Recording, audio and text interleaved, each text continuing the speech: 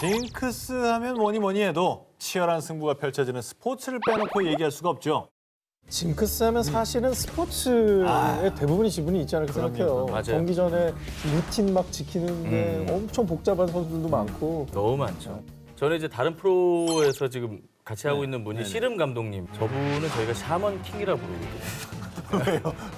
아니, 그러니까 네. 본인이 기억하는 본인의 징크스가 150개 정도 된다고 하는데 150개를 어떻게 기억을 해요? 일단은 선수들 훈련하잖아요. 그럼 보통 몇 세트씩 합니까, 이거? 이런 거. 보통 이제 많이 해도 한 대여섯 세트? 대여섯 세트.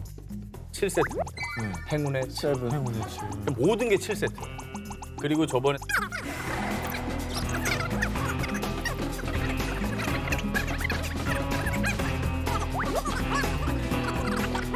그러니까 본인이 더 믿어 이제 징크스. 이분의 징크스만 얘기해도 우리가 한 편을 만들 수 그럼 있겠네요. 만들어요. 150개라니까. 150개.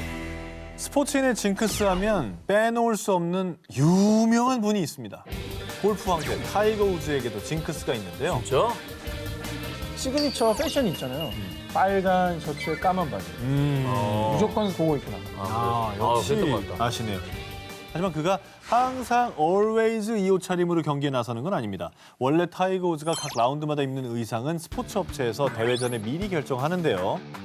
하지만 최후의 우승자가 가려지는 대회 마지막 4라운드에서는 무조건 빨간색 티셔츠를 입는 타이거 우즈. 이 빨간색 티셔츠가 바로 그의 징크스라고 합니다. 타이거 우즈에게 빨간색 티셔츠 징크스가 생긴 이유. 잠깐만. 이거는 그냥 제 추측인데 뭐? 타이거가 이렇게 호랑이가 검은색에 페테 타이거즈랑 헷갈렸어. 아, 네. 그거 없던 걸로. 페테 타이거즈 강력했지. 어머니가 빨간색은 행운이 깃든다고 해서 빨간색 티셔츠를 입어요.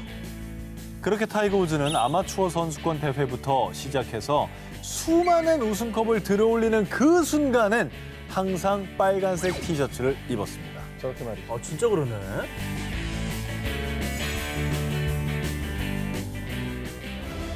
(2010년) 밴쿠버 세계 스포츠 대회.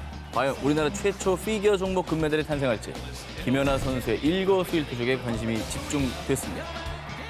라이벌전이 있었잖아요. 아사다마 선수와 이 구도가 부각이 되면서 더 부담됐을 것 같아요.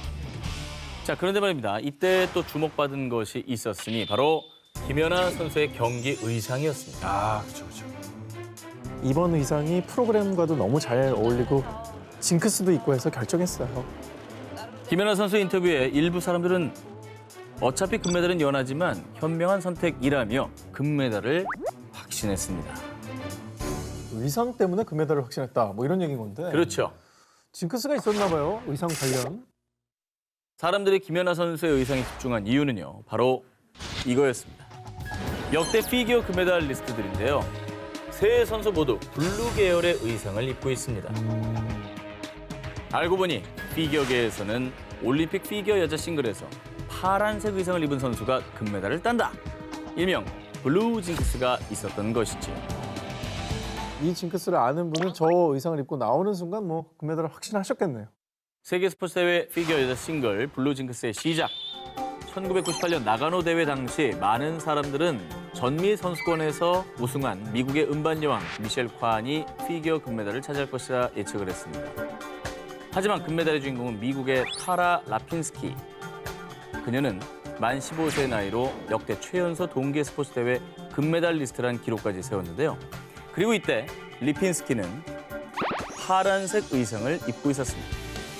그리고 4년 뒤인 2002년 솔트레이크 시티 대회 미셸 콴은 미국 홈그라운드 대회 이번 우승은 미셸 콴이라는 사람들의 기대를 안고 다시 한번 절치부심하고 출전했지만 금메달은 애초에 메달 후보도 아니었던 사라 휴즈에게 돌아가고 맙니다. 그런데 그녀 역시 경기 당시 연블루 계열의 의상을 입고 있었습니다. 아까 그분도 그렇고 이분도 그렇고 금메달 후보가 아니었는데 금메달을 딴 거네요. 아직 끝이 아니에요. 그래요? 이제 완전히 약간 법칙이 생길만 하네요. 줄줄이 그럼 그러고 있잖아요, 지금. 요번 걸 들으면 이거는 좀 무서울 거예요. 자, 다음 대회인 2006년 토리노 대회에서도 일본의 아라카와 시즈카가 파란색 의상을 입고 금메달을 획득. 어머. 그리고 아시다시피 또 4년 뒤 2010년 밴쿠버 대회에서는 김연아 선수가 파란색 의상을 입고 세계 최고 신기록을 경신하며 금메달을 획득했죠. 어머. 이처럼 4회 연속 파란색 의상을 입은 선수가 금메달리스트가 되면서 블루징크스가 금메달 공식처럼 받아들여지고 있습니다. 이 정도면은 뭐 블루징크스는 거의 과학인데요. 근데 선수들 입장에서는 살얼음 판이잖아. 그렇죠. 그러니까 조금이라도 불안한 건 하고 싶지 않은 그런 마인드니까 의상 선택도 무조건 블루로 갈 것 같아. 자, 그런데 말입니다. 세계 스포츠 대회 피겨에는 이거 하면 탈락, 금메달을 막는 징크스도 있습니다. 1998년 나가노 대회에서 리핀스키에게 금메달을 내주고 은메달에 만족해했던 미셸 관. 2002년 솔트레이크 시티 대회에서는 블루 징크스를 의식했는지 사실 파란색 의상을 입고 경기에 출전했는데요. 어? 하지만 이번에도 역시나 금메달을 놓쳤던 미셸 관. 완전 파랑이죠. 사실 저때 미셸 칸은 그냥 무조건 딴다 그랬거든. 절대 강자였어. 그러니까 뭐 이변은 없을 거다라고 다 예상을 했는데요. 근데 뭐가 잘못된 거지? 멋있는데? 아, 실수 없었잖아 지금. 네. 왜 놓친 거예요? 뭘 잘했지? 이게 하나 알고 둘을 모르시는 겁니다. 미셸 칸이 멋진 연기에도 불구하고 금메달을 놓친 이유가 있습니다. 바로 금기된 곡, 라흐마니노프의 곡을 썼기 때문이에요. 이건 또 왜 금기된 곡이에요? 잘 라프마니노프 무슨 곡이 있다는 거나 처음 들어봐. 세계 스포츠 대회 피겨 종목에는 라흐마니노프의 곡을 사용하면 올림픽 챔피언이 될 수 없다. 일명 라흐마니노프 징크스가 있습니다. 아, 그런 게 있었어. 러시아의 천재 작곡자이자 20세기 최고의 피아니스트로 손꼽히는 라흐마니노프. 저 곡은 정말 명곡인데 이게 금지곡이었어요? 너무나도 피겨와도 잘 맞는 고급스러운 곡인데. 난 그럴 거라고 생각하는데 네. 오히려.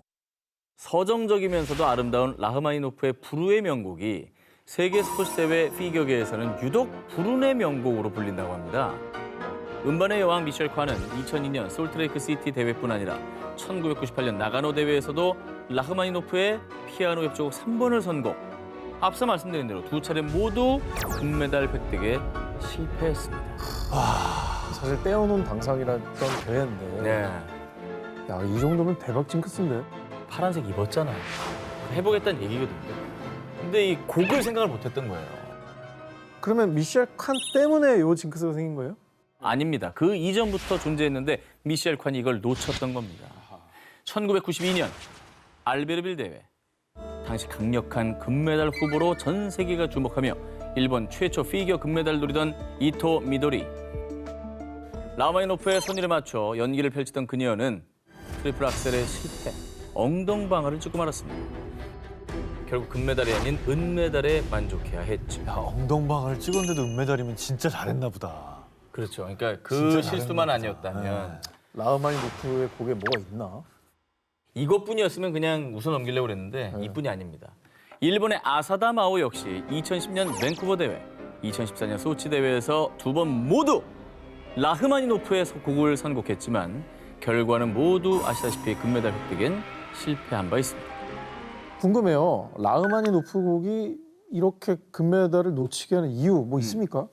광민정 피겨 해설위원은요. 아무래도 이렇게 클래식이잖아요. 그래서 엄청 밝은 곡도 아니고 뭐 재밌는 곡도 아니고 이게 되게 곡이 너무 좋은데 말을 안 하고 저희는 몸으로 표현해야 되잖아요. 그러기가 쉽지는 않은 곡이지 않나 생각이 들긴 하던데요. 네. 저게 좀 더 과학적인 설명이네요. 그죠? 그럴 수 있죠. 해본 선수가 저렇게 말하니까 또 되게 신뢰가 가네요. 징크스는 스포츠계, 정치계, 가요계 각종 분야의 징크스가 있지만요. 영화계에도 징크스가 있다는 사실 알고 계신가요? 충무로에서 암암리에 퍼져 있는 흥행 징크스들 지금부터 여러분에게 알려드리겠습니다. 자, 첫 번째 충무로 징크스. 영화가 흥행하려면 영화 제목이 두자 혹은 굴수여야 한다. 자, 역대 대한민국 영화 흥행작 20인의 한국 작품들을 살펴보면요. 명량, 괴물, 암살 이 두 글자인 영화 3편을 비롯해 베테랑, 도둑들, 부산행, 해운대, 택시운전사, 광해 왕이 된 남자, 태극기 휘날리며 신과 함께 죄와벌, 신과 함께 인과 연까지 이 영화 제목이 홀수인 작품이 무려 9편. 외국 영화 4편을 제외하면 16편 중 12편이 두 글자나 홀수인 제목을 갖고 있다는 겁니다. 요.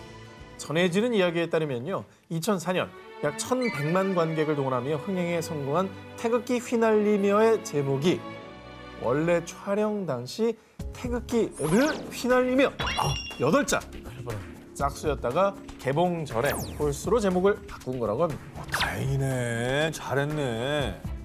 근데 이게 사실 르를 굳이 뺄 정도면 영화계는 되게 유명한 징크스인가 봐요. 네, 그렇습니다. 그리고 유독 이 징크스 때문에 흥행에 실패한 영화들이 있습니다.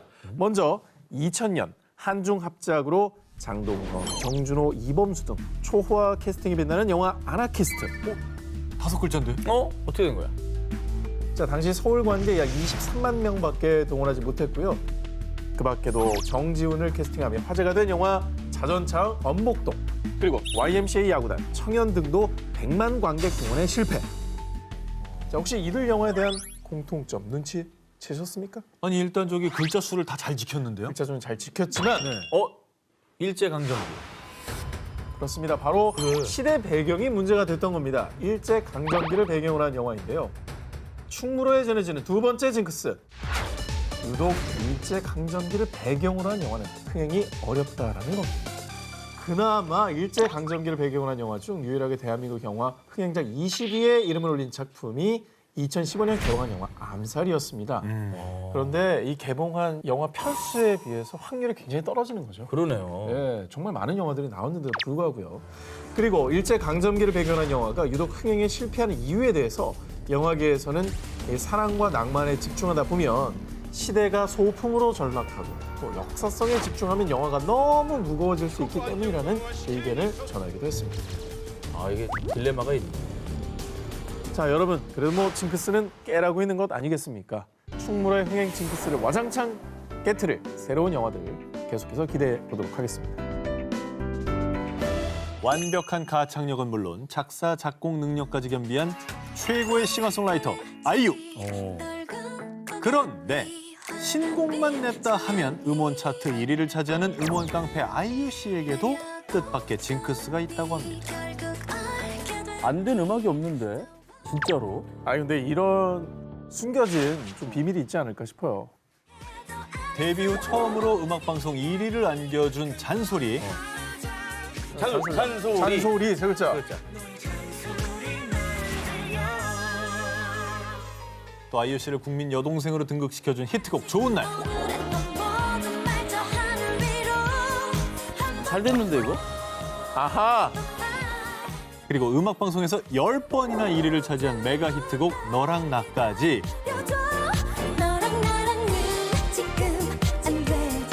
너랑 나 세 글자. 다 세 글자네, 다 세 글자. 아이유 씨의 히트곡들은 전부 세 글자. 그리고 그녀의 트레이드마크 역시 폭풍 3단 고음이죠. 아이유 씨와 숫자 3은 때려야 뗄 수 없는 흥행 징크스 그 자체입니다. 그러니까 3과 연관이 있군요. 팔레트. 우와. 자, 이거에 대해서요. 아이유 씨는 2013년 정규 3집 타이틀곡 또 세 글자죠. 분홍신으로 컴백할 당시에 세 글자 그게 저희 스태프들 사이에서는 징크스예요. 지금까지 세 글자가 다 잘 됐기 때문에 또 세 글자 곡이네요.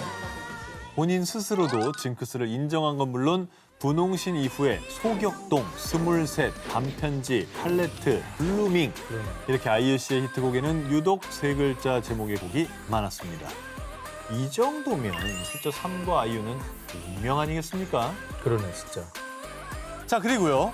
내 이름은 이효리, 거꾸로 해도 이효리. 이 가요계 대표 걸크러쉬 이효리 씨에게도 딱 하나 두려운 징크스가 있다고 합니다. 다크 섹시를 선보였던 2006년 2집 타이틀곡 개차. 그리고 2010년 파격적인 스타일로 센세이션을 안겨준 4집 치티치티 뱅뱅. 발표 당시 큰 화제를 모으며 음악방송 1위를 차지하기도 했습니다. 그런데 바로 이 두 곡이 실린 2집, 4집 앨범으로 활동할 때 이효리 씨는 표절 논란에 휩싸입니다. 그 일이 있었지. 직접 사과의 뜻을 전하며 활동 중단을 선언. 잘 안 되고 되고가 아니고 논란이 있었다. 근데 지금 뭐 부캐 린다지도 너무 잘 됐잖아요. 천호 그 캐릭터가 너무 매력 있고. 명실상부 한국 가요계 이제 레전드 아닙니까? 그리고 뭐 영원한 아이콘이죠. 네. 숫자에 웃고 울었지만 대한민국을 대표하는 멋진 두 톱 가수들. 징크스 따위는 아그작아그작 씹어먹으며 앞으로도 멋진 앨범으로 우리들을 행복하게 해주리라 믿습니다. 영화계는 이 전작의 인기에 힘입어 제작된 속편은 흥행에 실패한다는 일명 속편 징크스가 있습니다. 아, 이런 얘기 정말 많았죠. 1편을 재밌게 보고 기대를 너무 하는 거지. 그렇죠, 그렇죠. 네, 2편 나온다고 해서 봤는데 별로였던 기억이 꽤 있습니다. 전작이 너무 화려하니까 아무래도 그늘에 가린 경우가 많죠. 네. 이 충무로의 속편 징크스 그 실체를 좀 살펴보겠습니다. 먼저 2006년에 개봉한 조승우, 김혜수 씨 주연의 영화 타짜. 2006년 흥행 순위 3위를 기록하며 수많은 명장면과 명대사를 낳은 레전드 작품이죠. 싸늘하다. 가슴에 비수가 날아와 꽂힌다. 하지만 걱정하지 마라. 손은 눈보다 빠르니까. 뭐 이런 조승우 씨 명대사도 정말 멋있었습니다. 사실 그 당시보다는 요새 더 많이 생각나는 사람은 곽철용이죠. 김웅수 씨. 그럼요. 웃고 더블로 가. 영화 타짜는 흥행과 작품성 모두 인정받으며 레전드로 기록됐습니다. 속편을 기다리는 팬들의 오랜 염원대로 8년 만에 2014년 타짜 신의 손 제작이 결정됐습니다. 영화 과속 스캔들과 써니를 연출한 흥행감독 강영철 감독이 메가폰을 잡았고요. 전작에서 미친 존재감을 드러냈던 배우 유해진 씨가 또다시 출연을 결정. 그리고 김윤석, 신세경, 곽도원 등 화려한 라인업까지 타짜2에 대한 기대감을 따블시켰는데요. 그런데 타짜 신의 손이 개봉하자 8년을 기다렸는데 너무나 허무하다. 역시 형만한 아우가 없네라며 전작에 비해 아쉽다는 혹평이 쏟아졌습니다. 기대감이 너무 컸던 것 같아요. 기대가 너무 크죠. 그래서 실망도 컸었던 것 같고. 자, 이뿐이 아닙니다. 2016년 대한민국을 좀비 공포로 몰아넣었던 영화 부산행. 연상호 감독은 K-좀비물이라는 새로운 장르를 개척하며 1000만 관객을 돌파. 이에 K-좀비 시리즈 부산행2 언제 개봉하나요? 라며 부산행 속편에 대한 기대감이 증폭됐습니다. 그랬죠. 그로부터 4년 뒤 부산행의 속편인 새 좀비 영화가 나옵니다. 연상호 감독의 반도가 드디어 베일을 벗었습니다. 부산행 제작비의 2배에 달하는 총 190억 원의 제작비가 투입됐고요. 주연 배우는 강동원, 이정현, 캐스팅 좋죠? 게다가 개봉 전 칸 영화제에도 초청되며 예비 관객들의 기대감이 폭발했습니다. 하지만 부산행 반도 못 따라가는 반도라는 혹평을 받은 반도. 그럼요. 그래서 이제는 뭐 속편 제작 소식이 들리면 야, 이거 이러다가 뭐 또 망하는 거 아니야? 뭐 이런 걱정이 들기도 해요. 첫 작품의 그림자에 갇히게 되는 영화계 속편 징크스. 그 그늘에서 벗어나기 위해선 전작을 뛰어넘는 독창성이 필요하지 않을까요? 여러분 그거 아십니까? 뜻밖의 징크스 때문에 국방부 장관에게 표창장을 받아마땅한 배우들이 있다고 하는데요. 바로 배우 고현정 씨와 임수정 씨입니다. 국방부 장관한테 표창을 받아요? 그 이유는 현정 누나가 병무청 홍보대사니까요. 뭐 저는 그때는 몰랐는데 지나고 보니까 누나하고 같이 했던 배우들이 정말 군대에 가더라고요. 한때 고현정, 임수정 씨는 함께 연기한 배우들을 군대에 보내버리는 징집 유발자, 입대 브로커 그 자체. 군입대 징크스 보유자들이었습니다. 자, 먼저 연예계 병무청 홍보대사를 자처한 고현정 씨의 활약을 살펴보겠습니다. 그녀로부터 처음 영장을 발부받은 배우, 여심을 사로잡은 배우 조인성 씨입니다. 고현정 씨의 복귀작이었던 봄날에 함께 출연하며 화제 연발, 차기 드라마에 대한 기대감도 증폭시켰는데요. 하지만 봄날이 입대 전 마지막 드라마로 조인성 씨는 2009년 공군에 입대합니다. 마지막 드라마라고는 해도 군 입대까지 공백이 꽤 있지 않습니까? 네. 이 징크스라고 하기에는 그냥 뭐 떼대서 간 거 아닙니까? 과연 그럴까요? 예. 자, 고현정 씨의 본격적인 영장 발부 지금부터 시작입니다. 2006년 M본부 드라마 여우야 뭐하니에서 고현정 씨와 연상연하 커플로 출연해 안방극장을 설레게 했던 천정명 씨.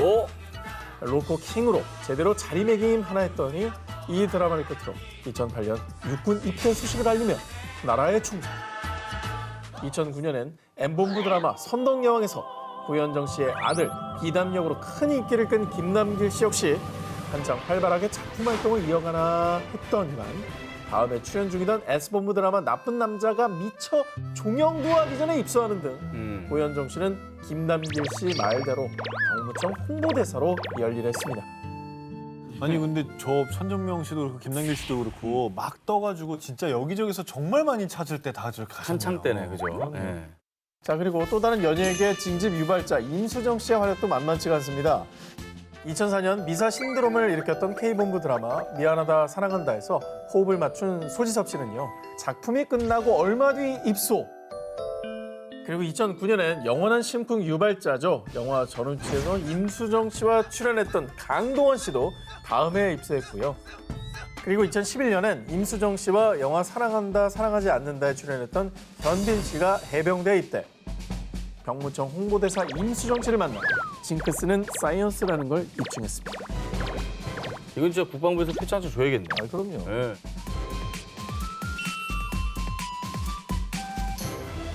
부드러운 중저음 보이스로 여심저격하는 로맨틱 가이, 바로 배우 이선균 씨인데요. 1번 테이블에 퐁골레 하나. 꼬리요! 꼬리요! 자, 이선균 씨에게도 독특한 징크스가 있다고 하는데요. 일명 최씨 징크스. 이상하게도 이선균 씨가 유독 최씨 역할만 맡으면 대박이 난다는 겁니다. 아, 진짜? 내가 드라마 감독이면 무조건 최씨 주겠다. 그러니까 최 씨였나 다? 자, 먼저 이선균 씨가 7년의 무명 생활의 종지부를 찍고 대중에게 이름을 알린 작품. 2007년 M본부 드라마 하얀 거탑이었습니다. 자, 이선균 씨는 자상하고 친절한 의사 역으로 열연, 진정성 있는 연기로 시청자의 호평을 받았습니다. 자, 그런데 이때 이선균 씨의 극중 이름이 뭐였냐? 바로 최도영이었습니다. 자, 그리고 같은 해 방영한 차기작 M본부 드라마 커피 프린스 1호점. 자, 본격 로맨스 연기를 선보이며 여심을 스틸했죠. 이때 연기한 로맨티시스트 작곡가의 이름은 최한성이었습니다. 눈부시게 부르는 너는 내게. 아, 목소리 매력적이야. 아, 저 노래 너무 좋아. 다 최씨네요? 그렇습니다. 연달아서 대박나요. 네. 근데 두 작품으로는 약해요. 여기서 끝이 아닙니다. 우리가 다 아는 그 드라마죠. 퐁골레 둘, 또르텔로니 하나. 이상. 2010년 버럭 셰프 열풍을 몰고 온 M본부 드라마 파스타. 여기서 이선균 씨의 이름 역시 최연욱 셰프였습니다. 진짜 최 씨만 맡으면 다 잘 되네. 어떻게 된 거야? 자, 이선균 씨도 최 씨 징크스를 의식했는지 파스타 방영 전 한 인터뷰를 통해서요. 징크스를 확대 해석하는 건 아니지만 좋은 결과가 오리라고 생각해요. 이렇게 또다시 최 씨 역할을 맡았다며 대박을 예감했었는데요. 근데 뭐 사실 최 씨 성이 희귀성은 아니고 맞아. 이선균 씨가 작품을 얼마나 많이 찍었는데 아니 그럼 그동안 이선균 씨가 나와서 최 씨를 안 한 작품들도 한번 찾아보고 싶다는 그거를 찾아봐야지 일리가 있는 겁니다. 자, 그럼 이선균 씨가 최 씨가 아닌 다른 성을 맡은 작품을 살펴보겠습니다. 2008년 S본부 드라마 달콤한 나의 도시에서 배우 최강희 씨와 호흡을 맞췄는데요. 근데 당시 이선균 씨의 역할은 능력 있는 CEO 김영수. 암의 직접적인 그리고 바로 다음 작품인 2009년 M본부 드라마 트리플에서는 이정재, 윤계상 씨와 함께 초호화 캐스팅. 당시 이선균 씨의 출연 역할의 이름은 조혜윤. 그런데 말입니다. 이 두 드라마 모두 작품은 좋았지만 네. 기대에는 못 미치는 저조한 시청률을 기록했습니다. 자, 그리고 2011년에는 스크린 흥행 보증 수표인 박중훈 씨와 함께 출연한 영화 체포왕. 여기선 정희찬 역. 아, 정우 씨야. 체포왕이 생각만큼 좋은 성적이 나오지 않았죠. 게다가 2019년 총 제작비 90억 원 투입, 개봉 전부터 입소문을 타며 기대를 받았던 영화 악질 경찰에서 이선균 씨는 조피로 역을 맡아 열연을 했지만 역시 흥행 참패. 관객 수 26만 명에 그쳤습니다. 야 그러면 다음에 이선균 씨 캐스팅한 작가분께서는 머리가 아프시겠는데요? 아, 나 같으면 바로 바꾸죠. 그러면 그런 거예요. 징크스. 자, 이번 징크스의 주인공은요. 들으면 이런 대배우도 징크스가 있다고 이렇게 의아하실 겁니다. 천만 관객을 동원한 작품만 괴물, 변호인, 택시 운전사, 기생충까지 총 4편. 와우. 이분이 출연한 영화의 총 관객 수는요. 무려 1억 1,300만 명 이상. 나 이분 얼굴이 자, 감이 오시죠? 국민 배우이자 충무로 흥행 보증 속도 송강호 씨입니다. 송강호 씨에게 무슨 징크스가 있을까요? 그러니까 한번 생각해볼까? 브래드 피트도 송강호 씨 팬 아니에요? 그럼요. 아니 네. 뭐가 실패해야 징크스가 생기지? 이분 실패한 것도 별로 없지 않나요? 망한 작품 많이 없는데. 2000년 이병헌 씨와 호흡을 맞춘 공동경비구역 JSA를 시작으로 2013년 영화 변호인에서는 연기돈 임시완 씨를, 2017년에는 택시 운전자에서 충무로 유망주 류준열 씨를 천만 배우로 이끌었고요. 도무지 사극과 어울릴 것 같지 않은 납득이 조정석 씨와 영화 관상을 통해 미친 케미를 선보였습니다. 그런데 그 누구와도 찰떡 케미를 보여줄 것 같은 송강호 씨지만요. 그가 여전히 깨지 못한 흥행 징크스가 있었으니 2007년 개봉한 영화 미리야. 대배우 송강호 씨 옆에 대배우 전도연. 이 두 연기신의 만남으로 큰 기대를 모았었는데요. 그러나 당시 누적 관객 수는 약 170만 명으로 기대에 미치지 못한 성적을 거뒀습니다. 그러니까 작품성, 연기력 모두 인정을 받았는데 흥행 부분에서는 당초의 기대를 못 미쳤나 봐요. 자, 송강호 씨는요. 여자 배우와 투탑 주연을 맡은 영화는 유독 흥행에 약하다라는 징크스가 있습니다. 자, 2011년 송강호 씨는요. 시트콤 지붕 뚫고 하이킥으로 스타덤에 오르며 충무로 기대주로 떠오른 신세경 씨와 영화 푸른 소금으로 호흡을 맞추었는데요. 맞아. 그러나 약 77만 명의 관객을 모으는 데 그쳤고요. 또 1년 뒤 2012년에는 3년 만에 스크린에 복귀하며 기대를 모은 배우 이나영 씨와 함께한 영화 하울링이 개봉. 하지만 이 영화 역시 관객 수 약 161만 명으로 기대 이하의 성적을 거두고 말았습니다. 진짜 다 여자 투톱이었네. 야, 투톱이면 안 되나? 자, 그런데 송강호 씨에게는요. 본인에게는 다소 안타깝지만 결과적으로는 기분 좋은 징크스가 또 있습니다. 송강호 씨가 출연하는 영화가 칸 영화제 노미네이트 될 때마다 수상을 한다는 건데요. 2007년 미량으로 전도연 씨가 여우주연상을, 2009년 박지로 박찬욱 감독이 심사위원상을 수상, 또 2019년에는 영화 기생충이 황금종려상을 품에야 안았습니다. 본인이 아니라 옆에 있는 분을 또 이렇게 다 서포트라는 식으로. 서포트를 했네. 깐에서. 그가 자신의 필모그래피에 또 어떤 새로운 공식을 만들어낼지 기대해보도록 하겠습니다. 계획이 다 있구나. 1960년대부터 80년대까지 활약했던 일본의 전설적인 국민 가수 사카모토 큐. 그의 대표곡인 스키야키는 아시아인 최초로 빌보드 핫백 차트에서 3주 연속 1위를 차지, 브라질과 네덜란드 등 여러 나라에서 리메이크하기까지 명실상부한 일본의 원조 월드스타였는데요. 일본의 톱스타인 사카모토 큐에게는 평생 꼭 지켰던 징크스가 있었습니다. 그건 바로 절대 B 항공사의 비행기는 타지 않는 것. 그는 해외든 일본 지방이든 불문하고 비행기를 탈 때면 무조건 A 항공사만을 고집했습니다. 아, 근데 비행기 관련된 징크스는 좀 무섭다. 왜 그렇지? 7, 80년대 B 항공사에서 두 건의 대형 추락 사고와 불시착 사고, 또 활주로 이탈 사고 등 비행 중 사고가 자주 발생했는데요. 그래서 사카모토 큐는 B 항공사를 이용했다가 혹시 사고라도 당하지 않을까 불안한 마음에 공연이나 행사를 갈 때면 언제나 A 항공사만을 이용했던 겁니다. 그런데 어느 날 하네다에서 오사카로 가는 비행기 예약 좀 해줘. 아, 근데 어쩌죠? A사 비행기는 모두 매진이네요. 아이, 나 B사 비행기 안 타는 거 알잖아. 그래도 그 시간에 가시려면 B사 비행기밖에 없어요. 결국 그는 어쩔 수 없이 일생 처음으로 어머, B 항공사의 표를 예매할 수밖에 없었습니다. 완전 살 떨렸겠다. 아, 어떡해. 완전 간 떨렸겠다. 그렇게 1985년 8월 12일 어쩔 수 없이 징크스를 무시하고 그는 난생 처음 B 항공사 비행기에 오르게 됐고요. 사카모토 큐를 포함해 509명의 승객과 15명의 승무원이 탑승한 B 항공의 1, 2, 3편이 하네다 공항에서 이륙합니다. 그런데 어떻게? 이륙한 지 불과 12분 만에 뭔데? 비행기에서 갑작스런 폭발음이 발생했습니다. 어머머머. 이 참사로 탑승 인원 524명 가운데 520명이 사망하며 당시 단일 항공기 운항 사고 역사상 가장 많은 사망자를 낸 최악의 참사로 기록됐고요. 사카모토 큐 역시 시신이 불에 타 훼손돼 남은 치아와 그의 펜던트로 겨우 신원을 확인할 수 있었다고 합니다. 와, 그건 공포영화다. 어떻게 이게 맞을 수가 있지? 너무 무섭다. 그 떨어지는 순간 무슨 생각이 들었을까? 운명의 장난도 아니고 진짜 무섭네요, 이 정도면. 딱 한 번의 다른 선택이 가져온 결말. 결국 피하지 못하고 비운의 죽음을 맞이한 안타까운 사연이었습니다. 아, 너무 이상하다 이거. 미국에서 가장 권위 있는 영화 시상식으로 올해 제93회를 맞는 아카데미 시상식.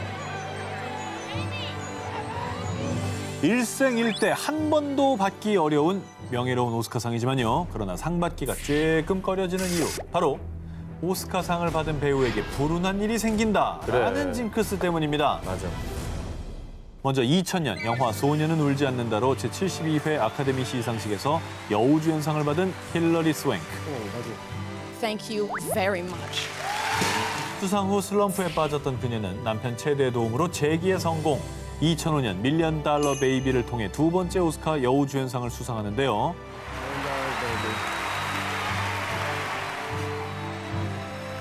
Chad, you're my everything. Thank you for your support. It means the world. 달콤한 수상 소감으로 자신의 곁을 지켜준 남편에게 고마움을 전한 그녀.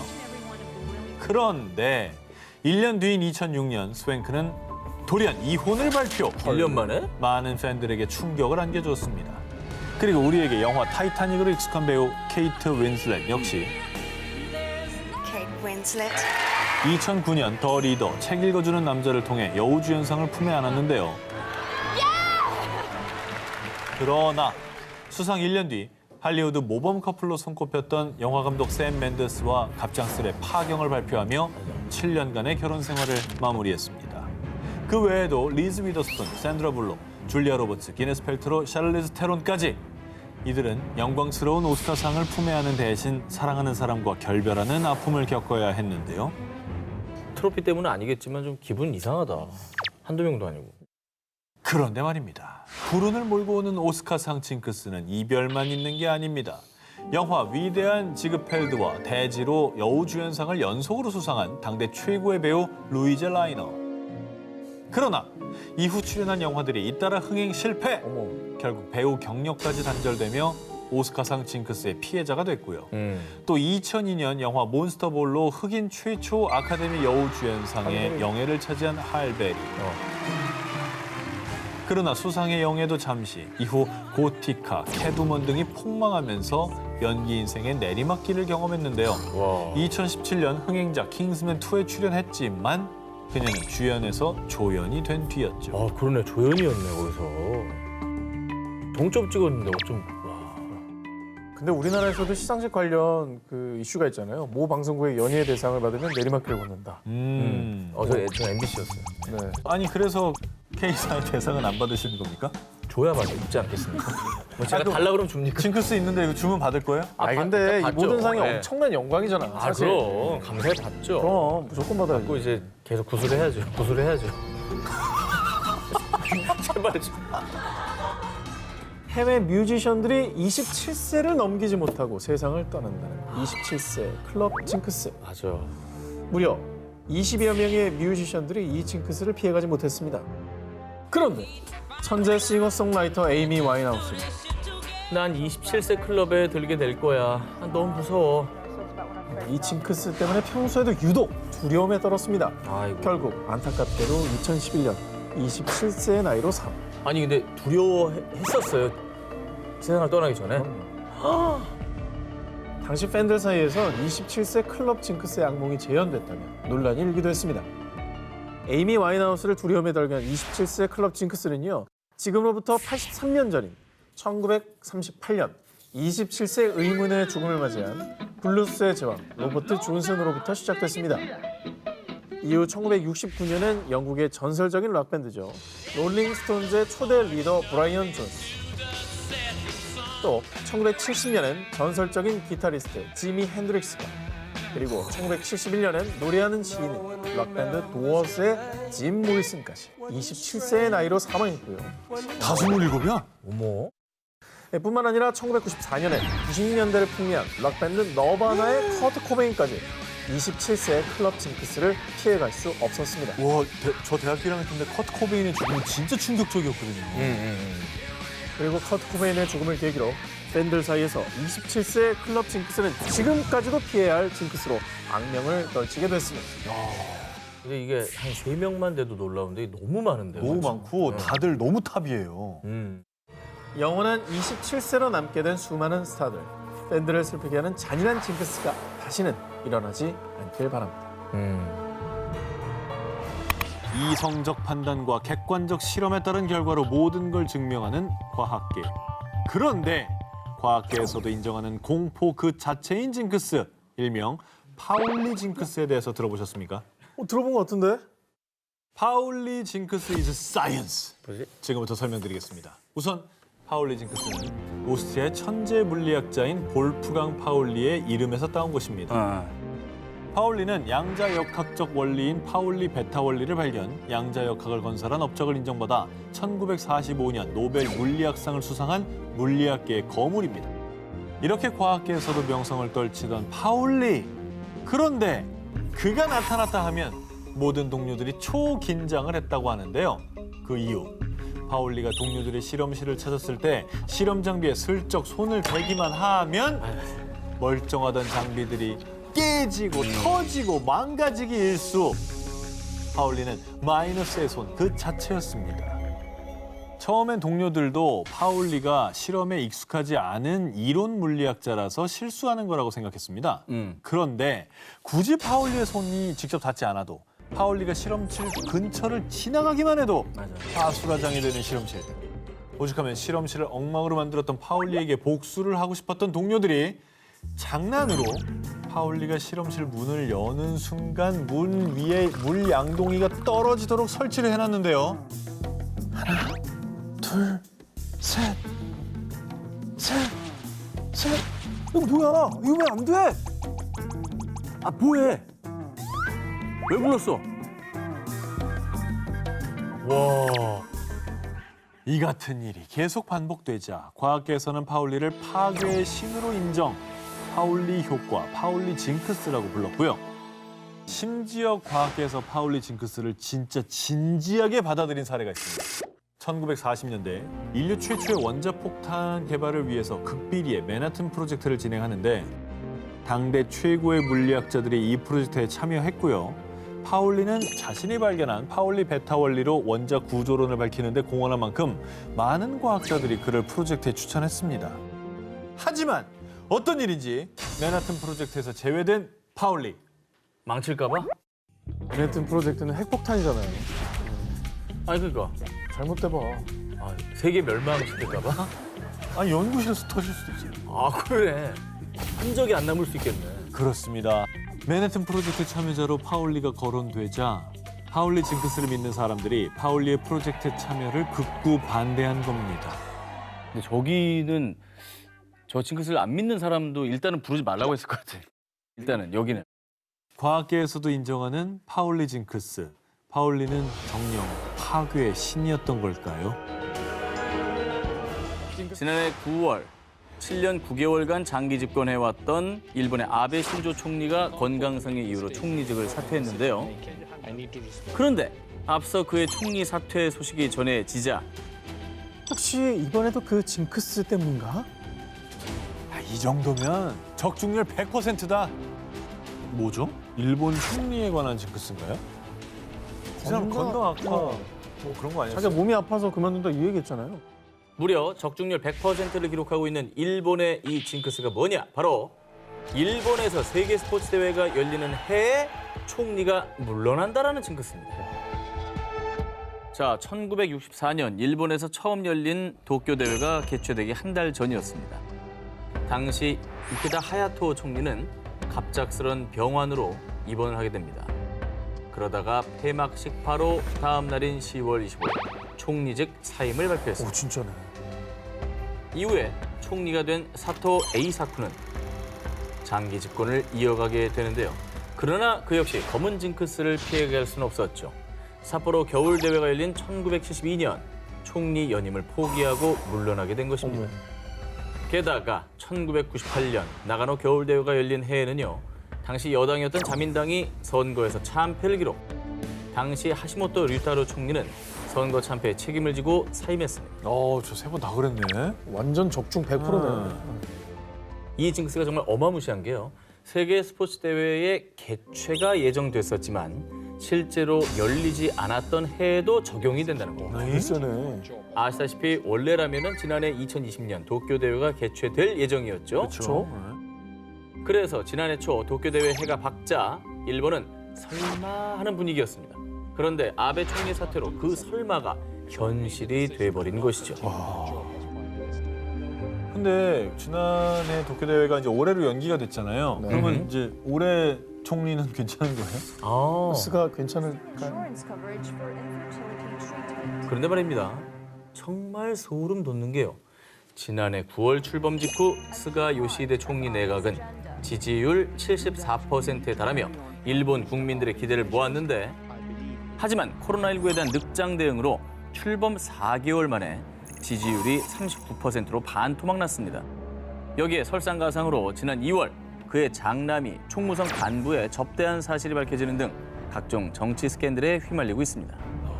그러니까 1년 뒤로 늦췄는데 스가까지 그 여파로 지금 타격을 받고 있는 거잖아요. 그렇죠. 늦추는 바람에 2020년, 2021년 연달아 이런 일이 생기네요. 그렇죠. 자, 과연 일본의 세계 스포츠 대회 징크스는 이번에도 역시 예외 없이 작용하게 될까요? 미국의 역대 대통령들 사이에는 여러분들이 모르는 징크스가 하나 있습니다.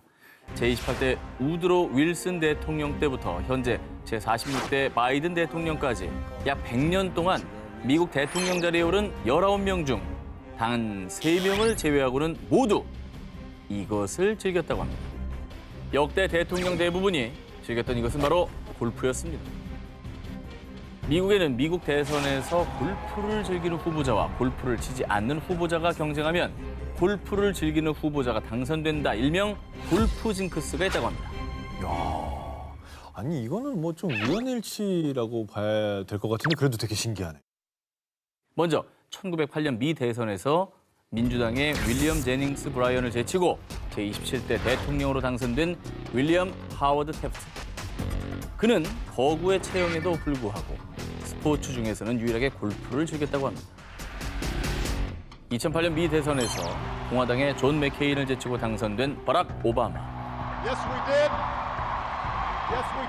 2012년에는 공화당의 미트 롬니를 제치고 재선에도 성공했는데요. 오바마는 8년의 재임 동안 바쁜 일정을 소화하는 와중에도 골프는 4시간의 자유라며 틈만 나면 필드를 찾아서 무려 306차례 골프를 즐겼다고 합니다. 그리고 2016년 미 대선에서 맞붙은 힐러리와 트럼프. 한때 힐러리는 선거 전 여론조사에서 트럼프를 앞지르며 미국 최초의 여성 대통령이 될지 주목받았는데요. 그런데 골프는 좋은 산책을 망치는 운동이란 말에 공감해요. 반면 트럼프는 지독한 골프 광으로 유명했죠. 선거 결과는 아시다시피 트럼프의 승. 미 대통령 골프 징크스가 딱 들어맞는 순간입니다. 그리고 트럼프는 취임 직후 1년 동안 무려 70회에 달하는 라운드를 돌며 변함없는 골프 사랑을 보여줬죠. 1년에 70회면 일 안 하는 건데요.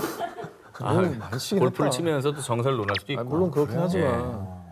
미국에서 대선 나가는 사람들은 일부러라도 골프를 좋아하고 싶겠어요. 저 정도면. 자, 이번 특종의 주인공입니다. 어마무시한 징크스를 몰고 오는 대통령을 소개해드립니다. 일명 독재자의 최후를 알리는 저승사자라 불리는 그의 정체. 바로 미국의 제39대 대통령이자 2002년 노벨 평화상이 빛나는 지미 카터 전 대통령입니다. 근데 이 사람이 왜 독재자 저승사자죠? 지미 카터 전 대통령이 독재자의 저승사자라 불리는 이유. 그와 만났던 독재자들은 대부분 얼마 뒤 사망, 비참한 최후를 맞았기 때문이죠. 자, 무시무시한 전설. 아니, 이 징크스의 시작은 1970년대로 거슬러 올라갑니다. 파나마 공화국에서 13년 동안 장기 집권했던 오마르 토리호스 대통령. 그는 파나마 운하 협정을 타결하기 위해 1977년 당시 미국 대통령이었던 지미 카터를 만났습니다. 그런데 그 후 의문의 비행기 폭발 사고로 사망. 갑작스럽게 토리호스의 13년 장기 집권은 끝나게 됩니다. 아, 요거 하나면 그냥 우연의 일치죠. 뭐 일단 시작이니까 더 들어볼게요. 1970년부터 11년 동안 이집트를 통치했던 독재자 안와르 사다트. 사다트는 중동 평화 협상을 위해서 1978년 지미 카터와 만난 뒤 과격파의 충격으로 사망. 어머. 그리고 무려 18년간 독재 정치를 펼친 소련의 서기장 레오니트 브레즈네프는요. 전략 무기 협상을 타결하기 위해 1979년 지미 카터와 회담을 가진 이후 급성 심장 발작으로 사망. 어유 이거 이제 좀 징크스 같은데요? 좀 무서워지죠? 네네. 겁난다. 그런데 말입니다. 지미 카터는 퇴임한 지 13년 만인 1994년 6월 평화 비핵화 관련 논의를 나누기 위해서 미국 특사 자격으로 한 나라를 방문했죠. 우리나라 저 위쪽 아닙니까? 저 북쪽. 자, 그렇습니다. 당시 평양에서 김일성 전 국방위원장을 만난 지미 카터. 어머, 만났네. 그런데 회담이 끝나고 불과 20일 뒤 김일성 전 국방위원장은 심근경색으로 사망하게 됩니다. 아니 진짜 와 이건 뭐야? 저 사람 정말 무서운 사람이네. 2011년 12월 산림청 강릉 산림항공관리소를 방문한 최문순 강원도지사는요. 2012년 4월 국회의원 선거가 열리는 만큼 이 징크스를 깨기 위해 산림항공본부와 강원도가 긴밀히 공조해 주시길 바랍니다.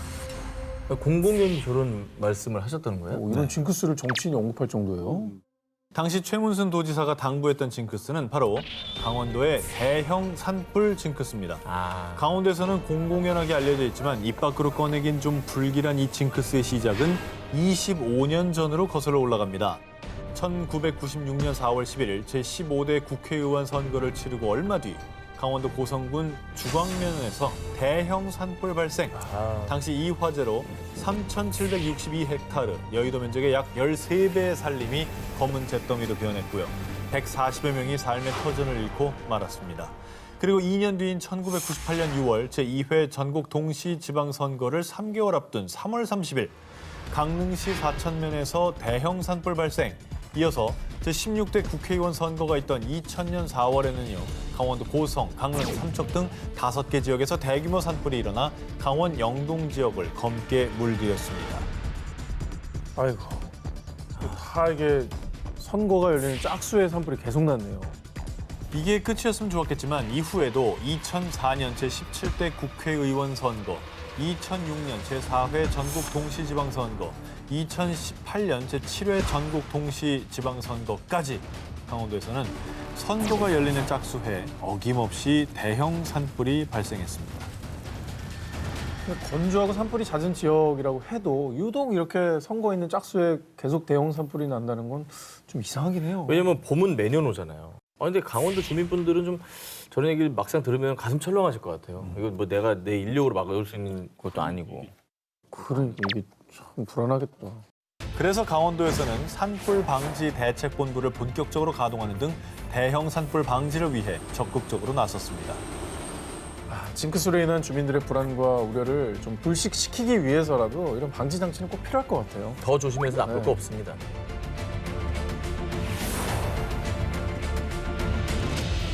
클래식 음악계엔 약 200년 전부터 전해져 오는 숫자와 관련된 불가사의한 징크스가 있는데요. 넘버 9, 9번 교향곡 징크스입니다. 12음 기법을 정립한 오스트리아 작곡가 아르놀트 쉔베르크는 9번 교향곡 징크스를 두고 이렇게 설명했습니다. 9번째 교향곡을 작곡했다는 것은 곧 죽음과 무척이나 가까워졌다는 뜻입니다. 왜 죽음과 가까워졌다는 거예요? 작곡가들이 9곡의 교향곡을 끝으로 세상을 떠난다는 9번 교향곡 징크스. 이 징크스는 불후의 명곡들을 남긴 베토벤으로부터 시작됐는데요. 그는 청력을 잃고 난 후 혼신의 힘으로 작곡한 9번 교향곡 합창을 발표한 뒤 1827년에 10번 교향곡을 완성하지 못한 채 사망했고요. 그리고 베토벤 이후 9번 교향곡 징크스를 맞이한 작곡가는 가곡의 왕 슈베르트입니다. 그는 9번 교향곡 그레이트를 작곡한 뒤 1828년에 세상을 떠나고 말았습니다. 10번 교향곡 이런 건 못 들어본 것 같아요. 그죠? 그러네. 마저 들어보시죠. 체코 음악의 아버지 드보로자크는 5번 교향곡 신세계로부터를 작곡하고 1904년에 사망했는데요. 5번에서 깨졌네요, 그러면. 자, 이게 근데 놀라운 사실이 숨어져 있습니다. 왜요? 그런데 몰래 또 했나? 사실 신세계로부터는 그가 사망을 당시만 해도 5번 교향곡이었습니다만 드보작의 사망 이후 신세계로부터보다 앞서 작곡한 4곡의 미발표 교향곡이 발견됐습니다. 즉 이건 5번 교향곡이 아닌 9번 교향곡으로 정정이 되며 9번 교향곡 징크스가 또 한 번 맞아 떨어지고 만 겁니다. 9번째는 만들지 말아야 돼. 너무 많이 만들면 안 되겠네. 그리고 이게 다가 아닙니다. 또 있어요? 후기 낭만주의를 대표하는 구스타프 말러는 악명 높은 9번 교향곡 징크스를 온몸으로 거부를 했습니다. 그는 징크스를 피하기 위해서 9번 숫자 대신 대지의 노래라는 이름을 붙였습니다. 그런데 그만 징크스를 피했다고 생각한 탓인지 다음 교향곡의 제목을 9번 교향곡이라고 붙이고 만 겁니다. 붙이지 마. 10번이라고 그랬어야지. 결국 말러는 이 곡을 작곡한 뒤 1911년에 사망하고 말았습니다. 아니 이름까지 바꿀 정도면 굉장히 의식을 했다는 얘긴데. 그거 성공했잖아요. 잘 피했잖아. 근데 죽음을 피하지 못했네. 방심해서 다음 곡에 9를 붙인 게 문제가 됐던 거죠. 클래식 음악계에 드리웠던 9번 교향곡 징크스. 하지만 더 많은 작곡가들은 보란 듯이 자신만의 작품 세계를 펼쳐나갔습니다. 2020년은 인류의 시간이 멈춘 최악의 해로 기록됐는데요. 그런데 코로나19의 근원지로 의심되는 중국의 인민일보 등 관영 매체들은요. 경자년에 코로나가 후베이 성을 덮쳐 전국에 퍼졌다. 180년 전 경자년은 서방 함선과 대포가 우리의 미몽을 깨뜨렸고 120년 전 경자년은 팔국 연합군의 쇠발굴이 황량한 자금성을 짓밟았다. 이게 그냥 인터넷 신문도 아니고 그죠? 관영 매체잖아요. 정부의 입장을 대변하는 신문인데 저기서 저렇게까지 얘기를 했을 정도면 굉장히 어떻게 공신력을 갖고 있는 설이겠네요, 저거는. 중국인들을 두려움에 떨게 만든 일명 경자년 징크스. 60년마다 돌아오는 경자년에 중국에 큰 환란이 닥친다는 징크스인데요. 그럼 중국인들에게 경자년 징크스가 얼마나 사이언스냐? 먼저 약 200년 전 1840년 경자년에 영국과의 아편 전쟁이 발발. 이 전쟁으로 청나라는 홍콩을 영국에게 넘기고 항구를 개방하는 등 불평등 조약인 난징 조약을 체결하며 이를 계기로 외세에 잠식돼 갔고요. 그리고 또 거기서부터 한갑자 후인 1900년 경자년에는요. 서양의 종교와 외세를 배척하는 의화단 운동으로 수많은 외국인들이 사망하자 일본과 러시아 등 8국 연합군이 베이징에 침략. 당시 연합군에 패배한 청나라는 외국의 군대를 주둔하게 하고 청나라의 약 6년치에 해당하는 거액의 배상금을 내놓는 등 청나라 몰락의 길로 들어섰고요. 1840년, 1900년. 큰일이 있었네요. 왕조 자체가 이제 멸망한 거잖아요. 네. 그럼 다음 경자년 어떻게 됐습니까? 그렇죠. 그 다음 경자년이 1960년인데 징크스를 피해갔으면 좋았겠지만 당시 마오쩌둥의 경제정책인 대약진 운동의 실패, 여기에 엎친 데 덮친 격으로 대규모 홍수와 가뭄으로 인해 약 3천만 명 정도가 아사하는 등 경자년 징크스를 피할 수 없었습니다. 그리고 또다시 60년 후인 2020년 경자년. 모두 잘 아시다시피 코로나19가 창궐하며 또 한 번 경자년 징크스의 악몽이 재현됐는데요.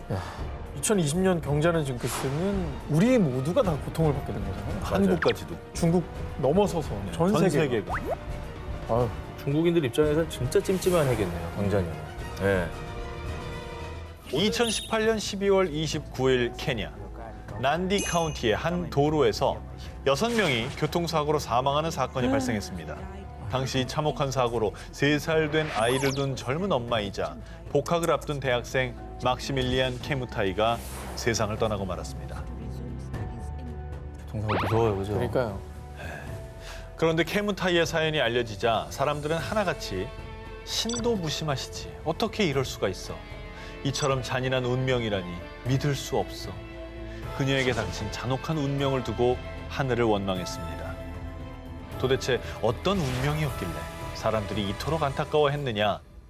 사고 발생 사흘 전 케무타이는 쇼핑센터에 들렀다가 오토바이 택시를 타고 집으로 돌아오던 중 마타투라 불리는 미니버스와 충돌. 다행히 버스 기사가 재빨리 브레이크를 잡아 경미한 타박상만 입고 무사히 귀가할 수 있었습니다. 그리고 그녀는 SNS를 통해 큰 부상 없이 목숨을 건진 건 신의 도움 덕분이라며 자신에게 일어난 기적을 전했는데요. 그러니까 3일 전에도 교통사고가 났었던 거네요. 아유, 그때는 목숨을 건질 수 있었지만 또 3일 뒤에 이렇게 비극이 찾아왔던 거네요. 어떻게 사흘 만에 이렇게 교통사고가 연달아 나죠? 그러니까요. 자, 그런데 사흘 만에 사고가 난 것도 정말 안타깝지만 그녀의 운명은 잔혹 그 자체였습니다.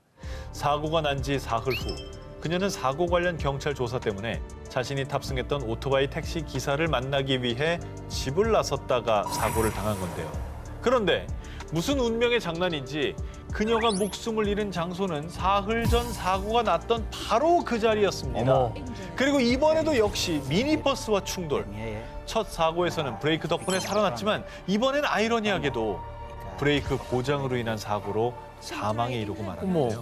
결국 한 번은 운이 좋게 목숨을 지켰지만 사흘 후 같은 자리에서 죽음을 맞이한 겁니다. 아유.